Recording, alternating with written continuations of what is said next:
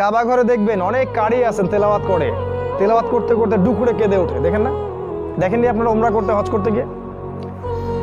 মদিনায় দেখবেন অনেক আলেম, অনেক কারি ছিলেন, ওদের অনেক আলেম এখন অবশ্য জেলেও আছে, ইসলামী রাষ্ট্র বলে কথা, তাই না? তো দেখবেন আলেমদের চোখ দিয়ে দর দর করে পানি পড়ছে, কোরআন তেলাওয়াত করছে, পানি পড়ছে। একবার আমাদের নবী মুহাম্মদ সাল্লাল্লাহু আলাইহি ওয়াসাল্লাম একজন সাহাবীকে ডাকলেন, তার নাম আব্দুল্লাহ ইবনে মাসউদ রাদিয়াল্লাহু আনহু। ডেকে বললেন যে আমার সামনে একটু কোরআন তেলাওয়াত করো তো শুনি। আর সাহাবী বললেন, ইয়া রাসূলুল্লাহ, আপনার উপর কোরআন নাজিল হয়েছে আর আমি আপনার সামনে কোরআন তেলাওয়াত করব? এটা তিরমিজিতে আছে হাদিসটা।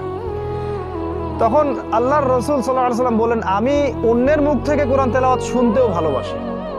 তখন তিনি কোরআন তেলাওয়াত করা শুরু করলেন, সূরা নিসা পড়া শুরু করলেন। এক পর্যায়ে পড়তে পড়তে পড়তে পড়তে এই আয়াতে যখন আসলেন যে সেদিন কি হবে, ফাকাইফা বিকা ইযা জি'না মিন হাউলাই শাহিদান ওয়া জি'না বিকা আলা হাউলাই